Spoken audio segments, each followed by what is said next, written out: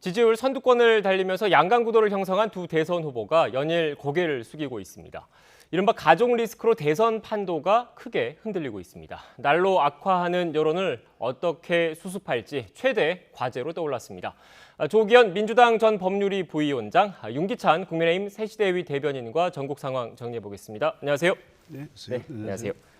네, 오늘 휴일이니까 지난 한 주간에 있었던 전국 이슈들을 좀 간략하게 정리를 하고 다가오는 이번 한 주에 어떤 일들이 벌어질지를 좀 전망을 해보는 그 시간으로 좀 마련을 했습니다. 그래서 먼저 그 민주당 이재명 후보 관련된 이야기를 좀 해봐야 될 것 같은데 지난주에 한 일간지에서 보도가 났습니다. 아들의 상습 불법 도박 의혹 보도가 났고 불과 몇 시간 지나지 않아서 이재명 후보가 바로 사실관계를 인정을 하고 사과를 했습니다. 그런데 그 이후에 또 이 불법 그 도박과 관련한 도박 자금의 출처에 대해서도 국민의힘이 의혹을 제기하고 있는 것 같더라고요. 어떤 내용입니까?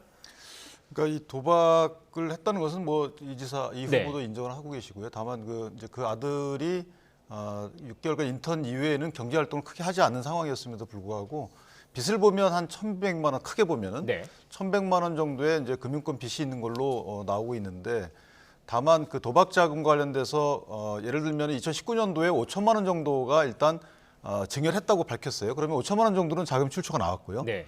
그다음에 2020년도에 보면 다시 5천만 원이 느는데 그 5천만 원에 대한 출처는 아직까지는 이 후보 측에서 밝힌 바가 없고요.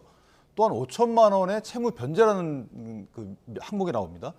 그럼 5천만 원의 채무를 변제했다는 것인데 이 과연 채무 변제가 어떤 용처였는지 이 부분도 5천만 원 정도에 혹시 도박을 한 것이 아닌가라는 이제 의혹이 있는 것이죠. 합계하면 1억 정도인데 그걸 2019년도에 5천만 원에 대한 출처는 지금 뭐 밝혀서 알겠지만 나머지 2020년도에 늘어난 예금이 5천만 원의 출처는 어디인지, 네. 그리고 채무 변제로 쓰인 5천만 원은 도대체 어느 용도에 쓰인 것인지 여기에 대한 것은 조금 국민적 의혹이 있다, 이런 취지의 문제제기입니다. 그러니까 정리를 하면 일단 뭐 우리 그 세법상 5천만 원, 성인 자녀 같은 경우 5천만 원까지 뭐 그 세금을 안 내고 증여를 할 수가 있는 거지 않습니까? 그 5천만 원까지는 인정을 하겠는데 나머지 5천만 원은 어떻게 규명할 것이냐, 이 입장이신 거죠? 어떻습니까?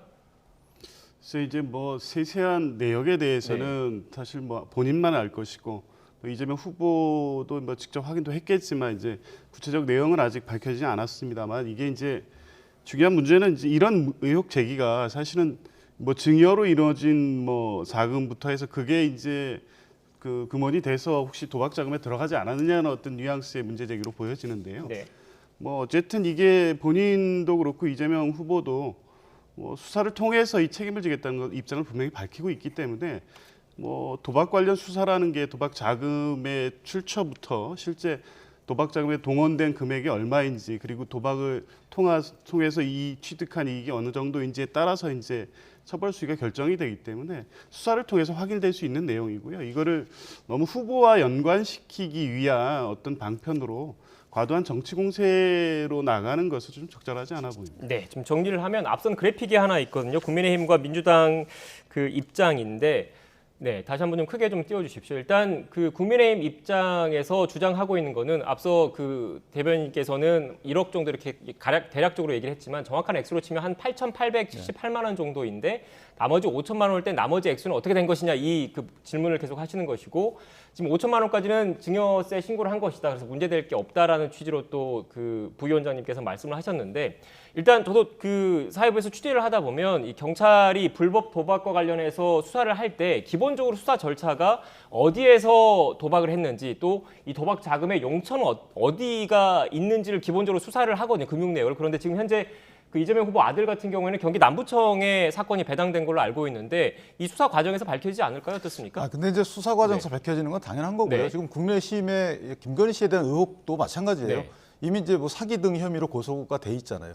그러니까 수사 과정에서 밝혀진다고 해서 후보자가 해명을 안 하면 또 안 되는 거잖아요. 네. 그렇게 또 요구하고 있고. 그러니까 이재명 지사의 아들과 관련된 것도 똑같은 논리예요. 그러니까 수사 과정에서 밝혀지겠지만 일단 해명하시는 김에 그런 의혹도 있으니 이에 관한 해명도 하셔야 되는 부분이라는 것을 문제제기하는 거고, 네. 저는 그 자금을 예를 들어서 5천만 원을 내가 모르겠다라든가, 또는 그 5천만 원도 증여했다라든가, 5천만 원 채무 변제가 아마 도박으로 쓰인 것 같다라든가, 뭐 이렇게 어떤 본인의 의사를 밝히시면 되는 것이고, 아들한테 물어봤더니 그 부분에서 말을 안 한다던가, 이렇게 그 정도만 말씀하셔도 돼요. 근데 그에 대해서는 저는 말이 없기 때문에 거기에 대한 문제 제기를 한 거죠. 네, 그러니까 경찰 수사와 별개로 후보 측에서 먼저 경위 파악을 해서 알려야 된다, 해명을 해야 된다 이런 입장이신 겁니까? 양측 기준이 똑같은 거죠. 네. 예를 들어서 김건희 씨에 대한 여러 가지 의혹에 대해서 이미 수사가 진행 중임에도 불구하고 네. 민주당에서는 해명해라라고 하고 있잖아요. 사과해라. 똑같은 논리인 것이죠. 그래서 국민적 의혹이 있으니까 예를 들면 이 후보께서 아들한테 물어봤더니 얘기를 안 하더라. 이 정도까지 밝혀도 되는 거 아니겠어요? 그 이유는 수사로 밝혀지면 되는 것이니까. 네. 다만 이것에 대해서 이게 정치적 공세라고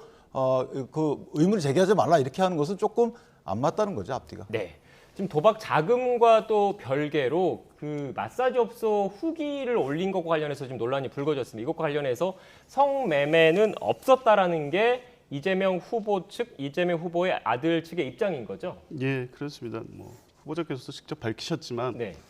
현재로서는 아들의 얘기를 믿을 수밖에 없는 게 아니냐. 부모로서 뭐 자식 둔 죄인이라고 말씀을 하셨지만 이제 본인이 그렇게 말을 하는데 정황상 이제 뭐 상식적 수준에서 그런 문제 제기를 할 수 있습니다만 뭐 이제 그 도박 사이트라든가 이래 그런 곳에서 게시글이라는 게 대부분 어떤 상황을 과장하거나 또 관심을 끌기 위해서 댓글을 다는 경우도 있고 그런 관례에 비추어 봤을 때 또 그리고 본인이 이렇게까지 부인하고 있다면 일단은 믿을 수밖에 없느냐 이런 입장이신 거고요. 네.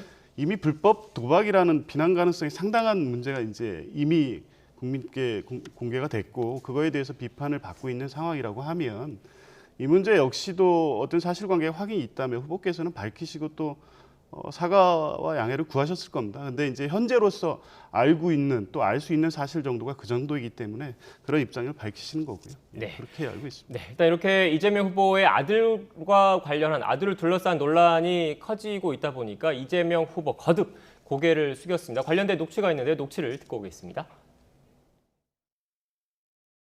뭐 자식을 둔 죄인이니까 뭐 필요한 검증은 충분히 하시고 또 문제가 있는 점들에 대해서는 상응하는 책임을 지도록 하겠습니다. 다시 한번 죄송하다는 사과 말씀드립니다. 네, 자식을 둔 죄인이다 이렇게 얘기를 하면서 거듭 고개를 숙였는데 이렇게 그 계속 사과를 하는 이유는 뭐라고 보십니까? 바로바로? 그러니까 뭐 윤석열 후보가 상대적으로 조금 늦게 사과를 하는 네. 것이 어떻게 지지율 변화로 이어지는지를 좀 봤고요. 아마 이 후보께서 그걸 감안했던 것 같고 또 하나는 이제 사과 이외에는 후보가 사실 할 게 없어요. 왜냐하면 네. 그 이 후보 말도 틀린 건 아니에요. 아들이 아니라는데 또 어떻게 하겠습니까? 객관적 증거가 나온 것도 아니고 일단 뭐 후기글이 있지만 그것이 곧 성매수로 이어졌다는 증거가 아직 수사로 밝혀진 바가 없잖아요. 그러니까 아들의 말을 뭐 믿지 않을 수는 없는 것이죠. 다만 이전에 이 후보가 경기도 7급 공무원 임용 예정자의 임용을 취소한 적이 있단 말이에요. 그때도 이런 일부 게시판에 그와 유사한 댓글 논란이 있어서 취소를 했는데 그것에 비춰보면 어쨌든 게시글을 작성해서 게시한 것 자체가 좀 문제가 있어요. 그럼 거기에 대해서는 사과를 하셔야 되는 게 아닌가. 나머지 부분은 성매수 행위가 있었다면 그에 상응하는 처벌을 받는다라는 것으로 일단 수사로 돌린다 하더라도 게시한 그 글 자체만 갖고도 좀 사과를 하셔야 되는 것인데 아직까지 그 부분은 사과를 안 하신 것 같아요. 네. 예. 네, 이재명 후보 측 입장을 제가 갑자기 여쭤보니까 목이 순간 잠기셨는데 물을 한 잔 드시면서 말씀을 해주시고 실제 이재명 후보 측이 이렇게 그 바로바로 사과하는 이유 선거 전략과도 좀 연관이 있다고 봐야 되겠습니까? 글쎄요, 그 꼭 뭐 선거 전략 차원의 문제로 해석할 필요는 없을 것 같고요. 이재명 후보 자체의 정치적 스타일이 뭐 진정성 있게 맞으면 맞다, 틀리면 틀리다는 것에 대한 분명한 입장을 발표했고, 그래서 뭐 이재명표 사이다 뭐 이런 정치에 대한 표현이 그렇게 돼 있지 않습니까? 네. 본인의 약점인 부분 역시 사과할 일에 대해서는 분명히 사과한다는 기본 입장을 갖고 있고요. 윤석열 후보와 대비해서 어떤 사과의 어떤 정치적 어떤 입장을 고려한 사과 이렇게 보여지지는 않습니다. 네. 일단 뭐 선거 전략과 관련해서는 좀 거리를 두고 당연히 해야 될 사과를 했다 이런 취지로 말씀을 해주셨는데 선거 그 민주당 이재명 후보 캠프 내부에서도 실제로 이렇게 생각을 하고 있을지는 좀 더 지켜봐야 될 것 같습니다. 일단 여론조사 결과를 보면 민주당 선대위에서 어떤 생각을 하고 있을지 좀 그 궁금증을 자아내게 되는데 좀 띄워주시겠습니까?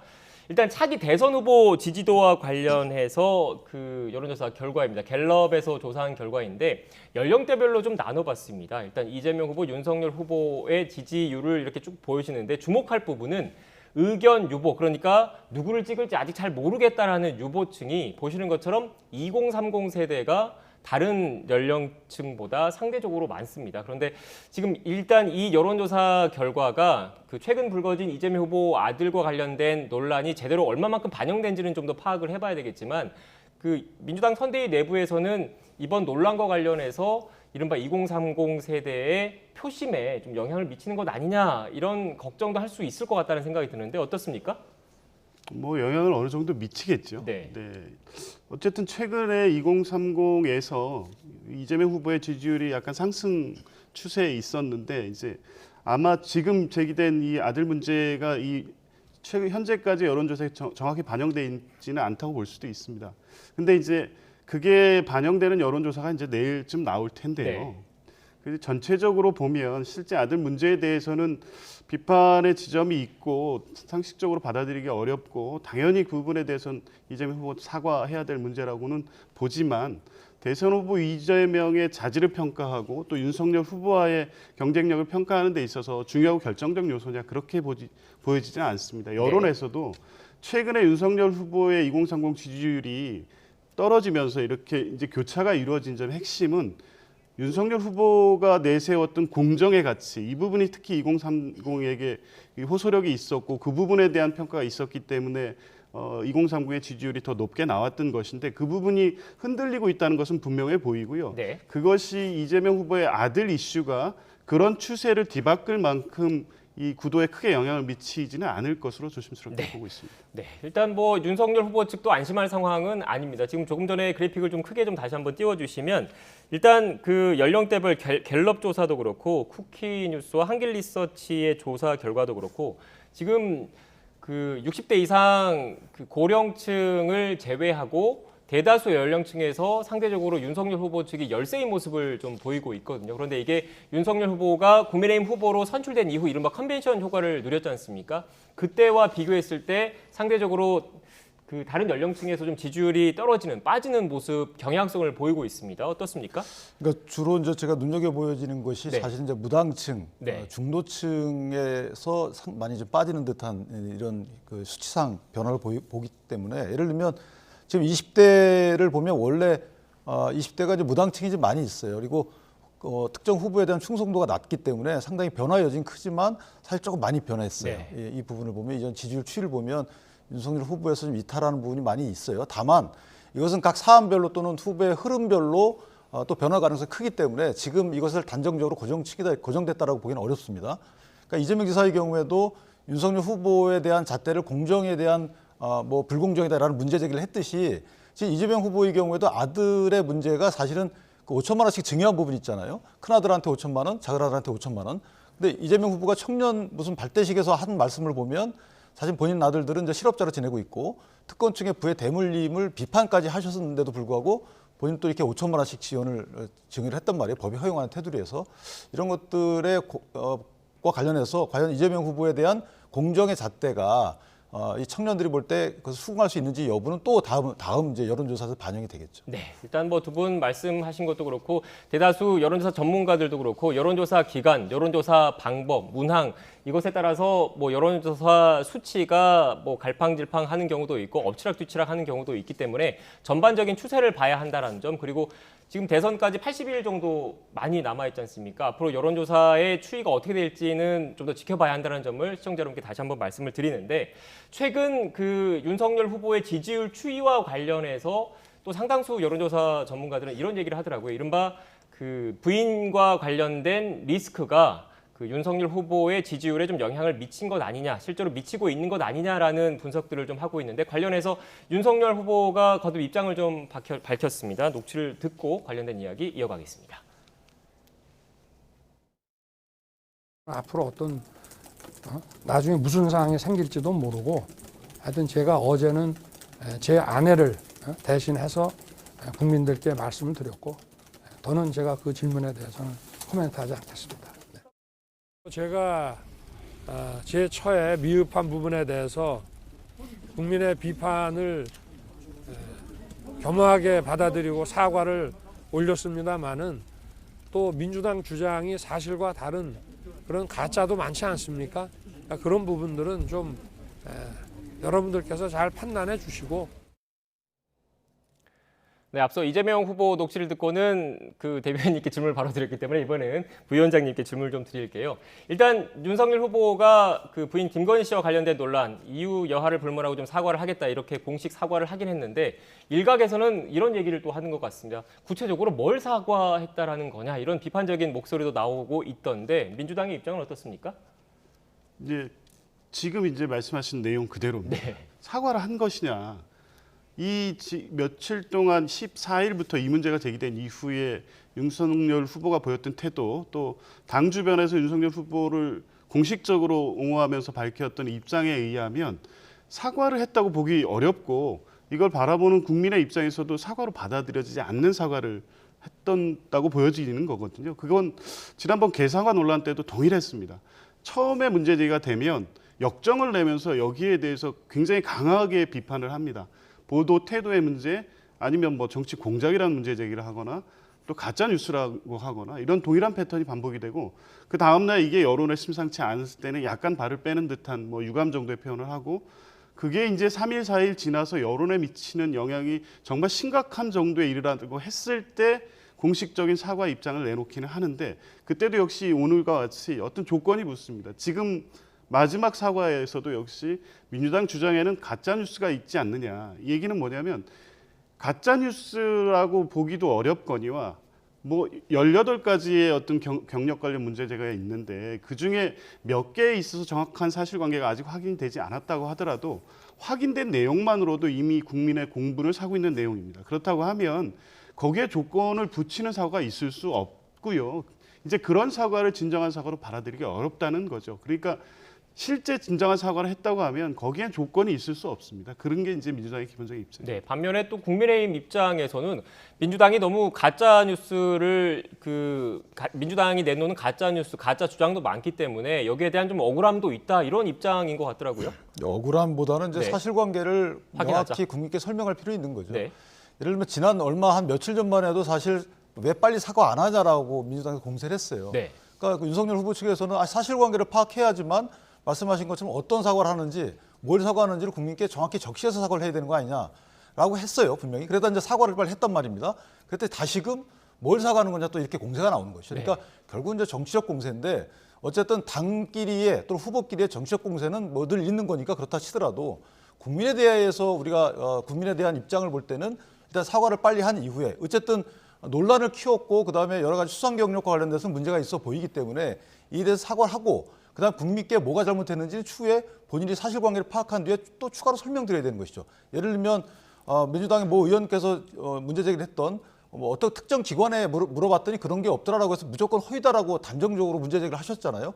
광남중학교 왜 실기 뭐 교생 이런 것들 이런 부분도 확인이 돼 있단 말이죠. 현재 확인됐어요. 그러니까 서울대학교 경영학과 졸업 이 부분도 문제 제기를 하셨는데 그것도 문제가 없는 것으로 거의 확인이 돼 있는 상태예요. 그러니까 이런 사실관계를 명확히 확인이 가능한 객관적 징표로 확인이 가능한 것은 확인한 이후에 국민께 설명을 드려야 되는 부분이에요. 최근에 뉴욕대 MBA 과정 이 부분도 단정적으로 그냥 허위라고 말씀을 하세요. 다만 이력서에 그렇게 기재한 적이 없어요. 우리가 최고의 과정 많이 다니지만 해외에 이수 갔다 오거든요. 2, 3주 갔다 옵니다. 그거 수료했다고 이렇게 밝혔는데도 불구하고 단정적으로 국민께 잘못된 정보를 드리는 것에 대해서는 그건 당연히 사실관계를 파악한 뒤에 설명을 드려야 되는 것은 의무죠. 이런 것들을 뭐 조건부 사과라고 말씀을 주시면 저는 이재명 지사도 이와 크게 다를 바 없다. 아까 말씀하신 대로 그 뭐 성매수 의혹과 관련돼서는 사과 안 하셨잖아요. 이 부분도 본인이 아들이 이렇게 말하는데 내가 믿을 수밖에 없지 않느냐. 또 거기 동의해요. 똑같은 내용인 거예요. 게임 산업회 이사 이 문제도 사실 협회가 결성되기 이전에 자연적으로 존재했던 부분 때 그때 이사직을 수행했다면 김건희 씨의 말대로 그랬다면 문제가 없는 거잖아요. 거기에 대한 확인을 거쳐야 되는 것은 사실 후보자 입장에서는 당연한 거란 말이에요. 그러니까 이 후보나 윤 후보나 사실 똑같은 입장이에요. 그런데 왜 한쪽은 상대방 주장을 인정하지 않는지 이게 사실은 조금 문제가 있다고 봅니다. 네, 사실관계 몇 가지만 좀 확인을 해야 될 것 같습니다. 이제 가짜 뉴스라고 말씀하시면서 해명이 필요한 부분 또 민주당이 사실이 아닌 부분을 얘기하고 있다는 부분이 조금 전에도 말씀하셨는데 그 교생 실습했던 부분을 교사 경력으로 넣었던 부분하고 서울대학교 경영대학원 문제를 대변인 논평으로 발표하셨더라고요. 근데 분명한 건 다른 허위 경력 문제도 마찬가지인데 교묘하게 실제 경력과 다른 내용을 쓰고 있고 그 내용 중에 일부가 지금 사실이 아닌 걸로 확인했다고 그 부분을 단정적으로 말씀하셨는데 교생 실습을 교사로서 근무했다고 경력에 기재하는 법은 없습니다, 원래. 그리고 실제 교사 경력이라는 거는 그 고등교육법이나 이 초중등 교육법에 교사 경력으로는 정식 교원에 대해서만 교사 경력을 쓸 수 있는 거기 때문에 어떤 형식의 이력서라든가 지원서에 근무 경력을 쓸 때 교생 실습한 것을 가지고 교사 경력이라고 쓰는 경우는 없기 때문에 이 부분 사실이 아닌 건 분명하죠. 네. 경영은 경영대학원 문제도요.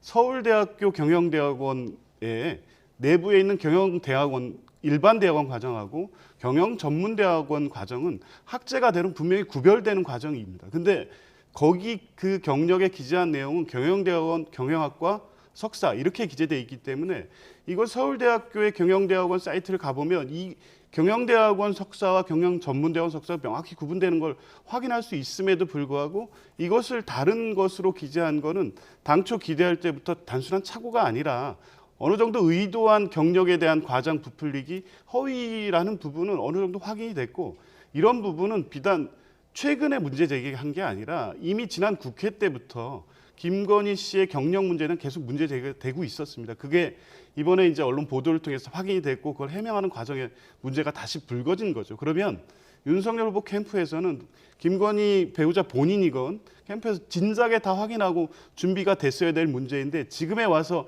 이제 사실관계를 확인해 볼 것이고 사실관계가 확인되지 않은 부분에 대해서는 사과한다는 것이 이르다는 입장을 갖는다는 것을 그 자체 그 해명과 그런 방식의 사과를 납득할 수 없다는 것이죠. 근데 이제 이력서에는 보통 저희가 그 증빙자를 첨부를 한단 말이에요. 네. 이력서 자체만 거기다 예를 들어서 뭐 영락 여상인지 영락건지 이런 부분에 대한 착오는 있을 수 있는 것이고요. 그 부분은 본인이 본명이 착오가 있었다고 얘기했던 것이고 그러니까 미술 교사 정교사 자격증이 없다는 취지로 또 모 의원이 얘기하셨단 말이에요. 이 부분은 전부 다 지금 증빙이 되는 부분이고요. 네. 서울대학교 그 부분도 전문자가 어떤 의미인지 저는 사실 이해를 잘 못하겠어요. 석사를 서울대학교 경영대학원에서 석사를 땄으면 그 석사 자격이 인정되는 거란 말이에요. 거기에 대한 설명을 쭉 했던데 저희가 보면 저는 이해가 돼요. 사실은 서울대학교 편제에 대해서 전문대학교를 안 써도 되는 듯한 그런 취지의 설명이 있단 말이에요. 여기에 대해서 그러면 후보자가 그 정도 설명을 했으면 이게 허위냐라고 단정적으로 말씀하시는 거지 오히려 맞지 않는 것이고 저는 그런 측면에서 보면 이런 문제가 있으니까 이거 한번 밝혀달라고 얘기하시면 좋은데 이것이 허위다라고 단정적으로 문제 제기를 그렇게 하시는 것은 오히려 국민들에게 정보 왜곡된 정보를 주는 거다 이런 취지의 주장하는 일단 것이죠. 제가 이 부분에 대해서 좀 정리를 좀 하고 넘어가야 될 것 같습니다. 일단 두 분께서 계속 이렇게 여러 사안들 때 얘기를 하지만 일반 시청자 여러분들이 받아들이시기에는 내용들이 워낙 많기 때문에 이게 이거인 것 같고 저게 저거인 것 같고 사실 헷갈릴 수밖에 없는 입장이거든요. 그런데 앞서 지금 대변인께서 말씀하시기로 사실인 부분, 허위인 부분을 좀 명확히 나눠서 해명할 건 해명하고 사과할 건 사과하고 이럴 필요가 있다라는 게 지금 내부 입장이라는 거지 않습니까? 그렇죠. 그래서 그 네. 부분은 이제 상당 부분 많이 이제 논평 저 대변인들이 밝혔는데 네. 아까 말씀하신 대로 서울대학교 그 석사과정 이 부분하고 그다음에 영락고등학교 전교사 이 부분하고 그다음에 광남중학교 실습 이 부분은 사실은 다 했던 부분이죠. 그런데 네. 이제 이전에 그것이 확인 안 된다고 허위라고 단정적으로 말씀하셨기 때문에 그 부분에 대해서 윤 후보 측 캠프에서는 그걸 밝힌 거예요. 그렇기 때문에 앞으로도 이런 과정은 충분히 있을 수 있는 거죠. 그러니까 사과나 사과대로 하고 뒤이어서 사실관계에 대해서는 본인이 인지하는 대로 그것을 또는 객관적 증빙자료로 확보하는 대로 밝히겠다는 의미예요. 근데 이것이 조건부 사과라고 이 사과의 진정성을 좀 폄훼하는 것은 저는 아직까지 맞지 않다라는 주장입니다. 그런데 이제 제가 이 질문을 드렸던 이유는 시청자 여러분 그리고 일반 유권자 여러분들이 워낙 그 헷갈릴 수도 있는 사안이기 때문에 지금 어떻게 보면 부인 김건희 씨 본인이 어디에 이력서를 냈고 이런 내용들을 다 알고 있을 거지 않습니까? 그러니까 선제적으로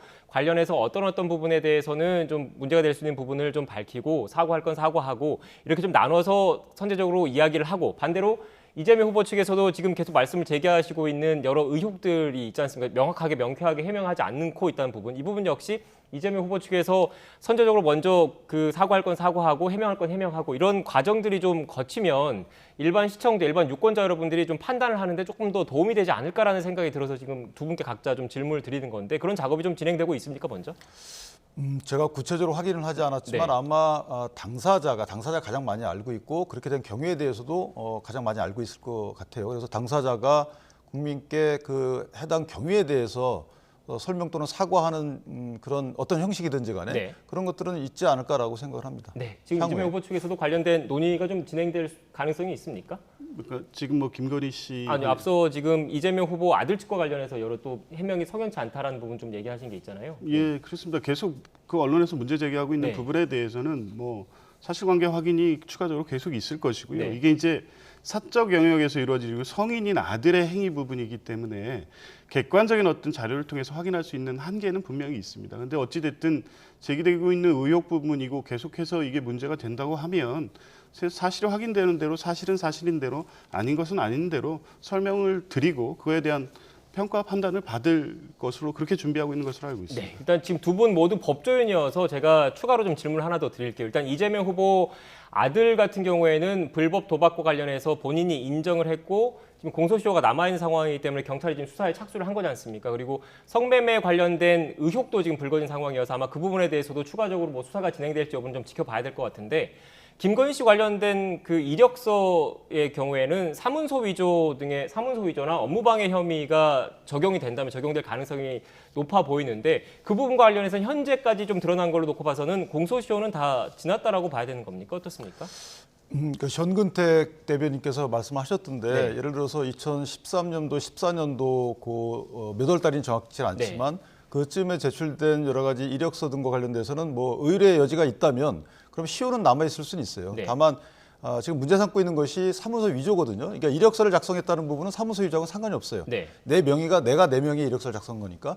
그러니까 이력서에 첨부돼서 예를 들면 게임 산업 협회에서 발급한 재직 증명서가 혹시나 위조됐다면 이런 것들은 이제 처벌 대상이 되겠죠. 그런데 그 발급 시기가 그러니까 위조했다고 여겨지는 그 시기가 언제인지에 따라서 공소시효가 남아 있는지 여부가 결정되는데 아마 그런 그 증빙 서류들은 이미 다 시간이 지난 걸로 보여지고요. 이력서 제출, 응모한 요 시기만 2014, 14년이다 이런 취지의 주장인 것 같아요. 그래서 이력의 증빙에 대한 이 시기는 지나서 아마 형사적으로 처벌을 할 수 있는 공소시효는 좀 지난 것이 아닌가라는 생각은 해요. 지금 사문서 위조와 업무방해 공소시효가 7년인 겁니까? 최종적인 그 시점에서 7년인 건가요? 그렇죠. 이게 뭐 각각의 행위별로 처벌 대상이기 네. 때문에 앞선 행위와 뭐 같이 묶어서 이 처벌 대상을 삼을 수는 없고 각 행위가 이루어진 시점에서 7년이 지났다고 하면 공소시효가 경과된 건 맞습니다. 그런데 지금 말씀하신 대로 일부 혐의 사실 중에는 뭐 그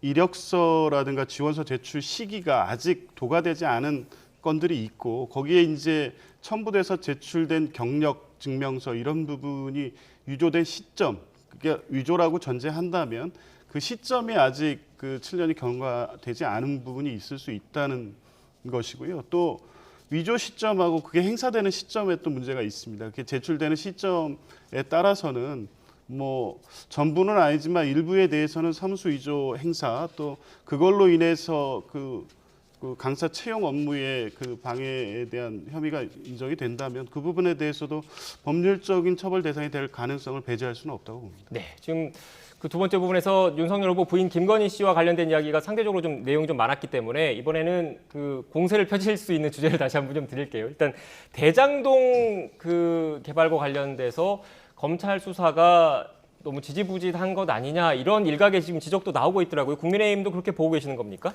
그래서 사실은 이 김건희 씨와 관련된 여러 가지 의혹 제기 네. 내지 해명, 사과 여부 또 이재명 후보의 아들과 관련된 여러 가지 의혹 제기 또 사과 이런 것들에 의해서 대장동이 상당히 이제 상대적으로 국민적 시각에서 멀어져 있단 말이에요. 네. 그런데 대통령 후보자를 뽑는 데 있어서는 후보자 개인의 행위와 관련된 여러 가지 의혹들이 사실은 더 큰 해명 대상이에요. 그런데 여기에 대해서는 이 지사께서 물론 국정감사 등의 경우를 통해서 해명을 하셨지만 사실은 그 해명 수준이 국민이 납득할 만한 수준은 아니라고 보는 거죠. 예를 들면 본인이 설계했다고 말씀을 하셨는데 사실은 수사 대상에서는 한 번도 그 설계했다는 이재명 지사의 해명에도 불구하고 수사 대상자로 되지 않았고 그다음에 유동규 씨가 그 압수수색 당하는 날 통화했던 사람의 휴대폰도 이미 제출받아서 또는 제출받아서 확인해 보지도 않은 상황이고 따라서 이런 이 공권력을 남용해서 어떤 재산적 이익을 특정 민간업자가 가져간 이런 전체적인 구조를 볼 때 사실은 공권력을 남용한 그 공권력의 핵심인 분에 대한 수사가 전혀 이루어지지 않고 있기 때문에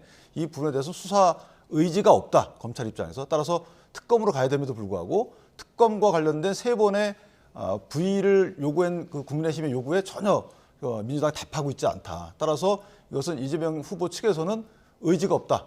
저는 이렇게 생각할 수밖에 없다고. 네, 반면에 또 전 또 검찰 입장을 얘기 안 할 수가 없으니까 검찰 입장을 얘기 들으면 핵심 4인방에 대해서 기소를 일단 재판에 넘겼잖아요. 그렇기 때문에 뭐 검찰 입장에서는 나름 최선을 다해서 수사를 하고 있다라는 입장을 유지하고 있다라는 점을 참고로 말씀을 드리고 민주당 생각은 어떻습니까? 민주당도 큰 틀에서는 특검에는 동의를 하고 있는 거지 않습니까? 그렇습니다. 그 이재명 후보도 특검 뭐 당연히 받을 것이고 해야 네. 된다는 입장이고요. 다만 이제 특검 논의에 진척이 없는 거는 이 특검의 수사 대상 범위에 대한 협의가 제대로 진행되지 않고 있기 때문인데요. 뭐 윤석열 후보도 그 부산저축은행 사건까지 포함해서 하겠다는 입장을 밝히고는 있는데 지금 국회에 내놓은 국민의힘의 특검 법안에는 그 내용을 수정하거나 거기에 수사 대상 범위를 확정하기 위한 협의가 필요합니다. 그런데 특검 법안 그 명칭부터 해서 이재명 비리 의혹 특검 뭐 이런 형식으로 돼 있고요. 그래서 이런 부분을 다시 하나부터 열까지 수사 대상이나 범위를 확정하기 위한 논의를 하기보다는 상설특검법에 이런 내용 일괄적으로 담아서 한꺼번에 처리를 하자는 입장인 거고요. 이재명 후보가 특검에 대해서 의지가 없다라고 하는 거는 국민의힘이 계속해서 이제 그런 주장을 하고 계신데 공개적인 입장에서 계속 밝히고 있고 국회 협의가 진행된다고 하면 본인 관련된 거는 당연히 이미 공개될 만큼 다 공개돼 있고요. 지금 이제 핵심 4인방에 대한 수사 과정에서도 검찰이 수사가 미진하다고 하고 계시지만 녹취록 진술 내용에서 네. 이재명 후보에게 인정될 수 있는 혐의라고 하는 소위 뇌물이라든가 업무상 배임 관련된 진술 내용들이 다 확보가 돼 있습니다. 그런데 수사를 착수하거나 이 부분의 혐의 사실을 인정하고 이재명 후보를 수사 대상으로 넣기에는 그의 범죄 혐의를 확정하기 부족하다는 판단이 있었기 때문일 것으로 보고요. 뭐 그런 것까지 다 차치하고라도 특검을 통해서 진상 규명하겠다는 입장이 분명하기 때문에 국회에서 이건 뭐 진전된 협의를 하면 됩니다. 이제 그게 아직 그 논의가 아직 진척되지 않고 그거 있을 하나만 뿐입니다. 딱 짧게만 말씀드릴게요. 부탁드리겠습니다. 짧게. 절차상으로 보면 그러면 별도 법안을 내시면 돼요. 또 전혀 안 내고 있잖아요. 또 수정안을 내도 되는 것이고 이전에 공수처법 할 때 수정안 엄청나게 많이 냈어요. 별도 법안도 많이 내고. 근데 그거 안 내고 계시면서 지금 버티고 계시기 때문에 이것은 의지가 없다라고 저희가 볼 수밖에 네, 없죠. 알겠습니다. 일단 뭐 시간이 다 돼가지고 마무리해야 될 것 같은데 여야 공의 유불리에 따라서 적절하게 이렇게 주제를 나눠서 말씀을 드렸다는 점 참고로 말씀드리고 더 하실 말씀 없으시죠? 네, 알겠습니다. 그럼 오늘 대담 여기서 좀 마무리를 해야 될 것 같습니다. 지금까지 조기현 민주당 전 법률위 부위원장, 윤기찬 국민의힘 새시대위 대변인과 전국 상황 정리해봤습니다. 오늘 고맙습니다.